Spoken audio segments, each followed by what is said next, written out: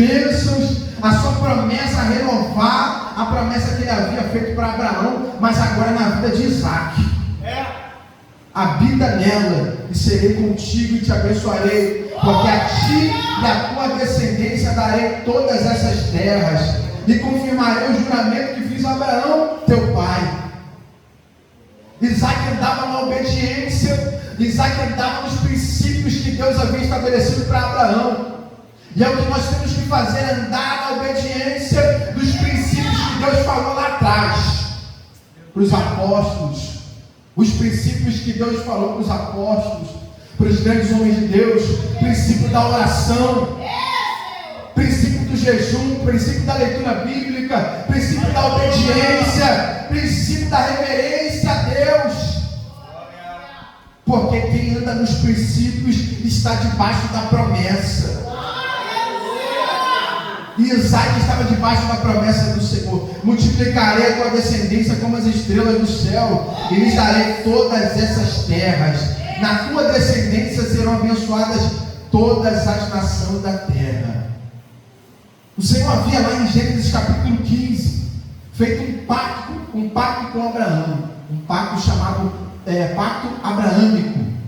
E esse pacto que o Senhor fez com Abraão, Deus deu algumas instruções para ele. Abraão pega novilhos, pega carneiros, pega algumas aves e parte elas no meio, menos as aves, e coloca uma de frente para a outra em linha reta, porque eu vou passar entre elas. Na antiguidade havia alguns tipos de juramento, e esse juramento que eu acabei de falar, todos os dois que faziam parte do pacto tinham que passar no meio do juramento. Eles tinham que atravessar no meio dizendo: eu estou concordando com o que foi dito. Mas só que Deus falou para Abraão: Abraão, você não vai passar, só eu que vou passar no meio desses animais. Deus estava fazendo um pacto que nós chamamos de pacto unilateral. Deus estava falando: só depende de mim para que isso aconteça. Às vezes Deus faz pacto conosco como fez com Abraão, pacto unilateral. Ele vai falar assim: eu vou fazer, e ele faz e tudo acontece. Mas tem vezes que Deus faz pacto condicional. O que é isso, pacto condicional? É quando Deus fala assim: ó, eu vou fazer a minha parte, mas você também tem uma parte para fazer. E Isaac estava andando na obediência das palavras que Deus havia dado para Abraão, seu pai. Ele guardou os mandamentos, os seus preceitos, de seus estatutos e suas leis. Isaac estava andando na obediência. E a palavra do Senhor vai dizer assim: Isaac, pois, ficou em Gerar. Isaac ficou num lugar difícil, um lugar que tinha vales por perto, um lugar que tinha montanhas, que não tinha rios para a agricultura prosperar, um lugar que tinha deserto por perto, um lugar que não era nada propício para prosperar, diante de uma dificuldade tão grande que era a falta de chuva na época. E nós vamos ver que Isaac obedeceu e ficou em Gerar. Ele teve fé para obedecer. A palavra do Senhor às vezes é difícil, é dura. Às vezes o Senhor fala para a gente ficar quando a gente quer sair. Às vezes o Senhor fala para a gente obedecer quando a gente quer fazer a nossa vontade. Mas quando a gente obedece, as coisas começam a dar certo. E para obedecer tem que ter fé. Isaac teve fé. E ele ficou onde o Senhor havia determinado para ele. E nós vemos que quando ele ficou naquela debaixo da promessa, ele ouviu a voz de Deus e falou assim: fica. Ele falou: então vou ficar, vou obedecer. Ele ficou. E às vezes quando a gente começa a obedecer a palavra de Deus, a gente pensa que tudo já vai começar a dar certo. Estou obedecendo, tudo já vai começar a dar certo, as coisas vão começar a acontecer, não vai ter dificuldade nenhuma. E quando Isaac, a palavra do Senhor vai dizer que Isaac apareceu na terra de Gerar, ele viu alguns homens filisteus, né, que eram governados ali por Abimeleque. E esses filisteus não é aquele filisteu lá de 1 a 2 Samuel, Juízes. Aqui é outro filisteu, né, que a gente vai ver, se a gente analisar, a gente vai ver que esses filisteus liderados por Abimeleque, eles eram um povo de origem hindu-europeia, um povo migrante daquela região, né? Não é o mesmo filisteu lá de Samuel e Juízes. Porque se você for reparar alguns versículos à frente, Isaac faz aliança com esse povo, né? E a gente vê que o povo de Deus não faz aliança com os filisteus. É só uma forma anacrônica da escrita, né? Que quer usar um termo posterior e aplicar a um termo anterior. É só dessa forma, de acordo com a escrita literária. E a gente vai ver que ele ficou na região que Deus havia determinado para ele ficar, uma região difícil. E ele começou a obedecer, como nós começamos a obedecer, ficamos logo felizes, está tudo dando ruim, mas a gente está obedecendo a promessa, debaixo da promessa a gente pensa, tudo vai dar certo. Mas quando ele chegou diante de Abimeleque, diante do povo filisteu, ele viu homens duros, homens de semblante duros, e ele começou a ter medo dentro do seu coração, e ele começou a inventar uma coisa que o seu pai também havia feito. Quer dizer que a esposa dele, Rebeca, não era a esposa dele, mas era irmã. Ele teve fé, obediência, e ele viu a dificuldade na obediência, e ele teve medo. E a gente vê que depois que isso aconteceu, o Senhor revelou para Abimeleque o que ele estava fazendo, e deu ali uma confusão na época. E o que eu quero dizer com isso é que às vezes a gente começa a obedecer a Deus, começa a andar debaixo da obediência, as profecias boas vêm, eis que te digo, meu filho amado, você está obedecendo, e a gente pensa que nada vai acontecer de ruim, de difícil. Mas quando Isaac começou a obedecer, ele viu aquele povo de dura cerviz, ele viu aquele povo difícil, ele teve medo na fé. Algo que o Senhor não aprova, que é o medo diante da fé. E nós vemos que quando o Senhor ele nos dá a palavra de obediência, algumas coisas ruins podem acontecer, tá? Deus fala que para você ficar no lugar e algumas coisas ruins começam a acontecer, você não começa a duvidar não. Porque a palavra de Deus é uma só. Quando Deus fala para você ficar, é para você ficar, mesmo que as coisas comecem a ficar mais difíceis ainda. E era o que estava acontecendo com Isaac. Mas a palavra do Senhor vai dizer que deu ordem a todo o seu povo. Quando Abimeleque soube da mentira de Isaac, ele deu ordem a todo o povo para que não tocasse em Isaac e nem na sua esposa. E nós vamos ver que Isaac permaneceu naquela região. Por isso lhe entulharam alguns poços. Naquela região era uma região que o seu pai Abraão já havia percorrido, já havia cavado poços. Mas esses poços que Abraão havia cavado naquela região estavam entulhados pelos filisteus e por alguns outros povos que passaram um pouco depois que Abraão passou lá. E Isaac começa a habitar naquela região. Diante da crise, Isaac habitando uma região, ele começa a pensar em ter uma estratégia.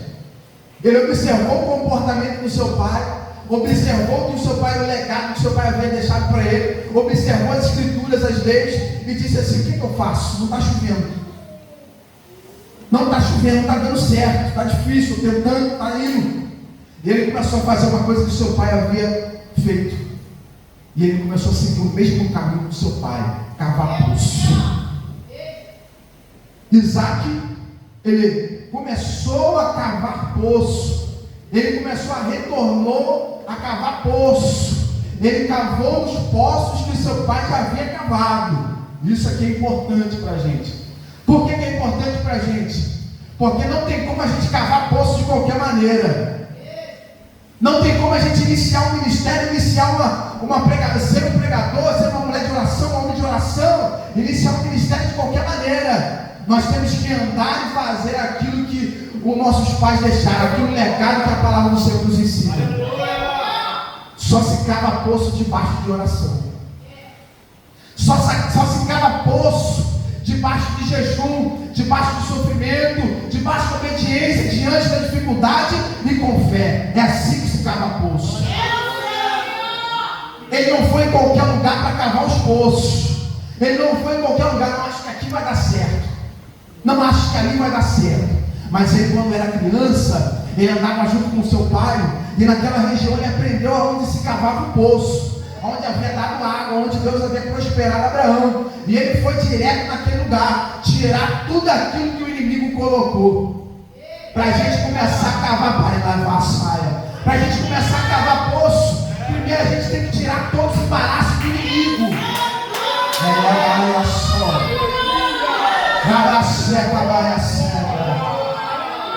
Para a gente começar a cavar poço, primeiro a gente tem que começar a tirar tudo aquilo que o filisteu colocou. Todo tipo de pecado, todo tipo de iniquidade tem que sair para o poço começar a dar água. E é isso que muitas pessoas não entendem Algumas pessoas querem cavar poços, querem começar a prosperar na obra de Deus, querem fazer acontecer do seu próprio jeito, cavando em qualquer lugar. Mas Deus está falando assim, ó, tem um lugar certo para cavar, tá? Tem um lugar certo para você cavar, e é debaixo da obediência, debaixo da palavra, é debaixo da vontade de Deus que se cava poço. Isaac havia entendido isso. Ele, com a memória dele, ele foi a alguns lugares e ele lembrou: meu pai cavou poço ali, meu pai cavou poço lá, meu pai cavou poço aqui, meu pai cavou poço lá também, e eu vou desenterrar todos os poços que meu pai cavou, porque eu sei que vai dar água. E a palavra do Senhor vai dizer que ele começou a trabalhar. Às vezes a gente pensa que cavar poço é de uma hora para outra, né? Às vezes a gente pensa que a gente pega a pá e cava num dia ali, não, está cheio de vontade, está cheio de força, começa a cavar, mas o cansaço aparece. Vai passando um metro de distância, né? 1 metro de profundidade.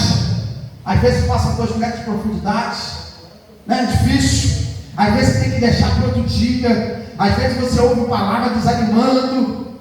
Às vezes você ouve pessoas dizendo que não vai dar certo. Às vezes parece que a água não vai acontecer, só tem seca, está todo mundo com fome.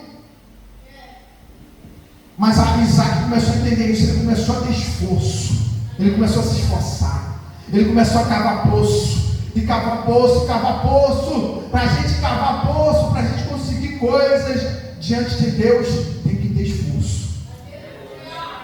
É o que Tiago vai falar lá na epístola a Tiago, dizendo: a fé sem obras é morta. Deus havia determinado que ele ficasse naquele lugar, e ele não podia esperar do céu alguma coisa cair, ele tinha que pensar em alguma coisa. E ele começou a cavar poço na região que não dava chuva, e nós vemos que ele começou a ter obra, e a obra exigiu dele esforço, exigiu dele trabalho. Às vezes, para a gente começar a ganhar, para a água começar a aparecer, a gente tem que começar a trabalhar, começar a botar a mão na massa, começar a fazer aquilo que Deus quer que a gente faça. E às vezes não é de uma hora para outra que as coisas vão começar a acontecer, mas tem um processo de cavar poço.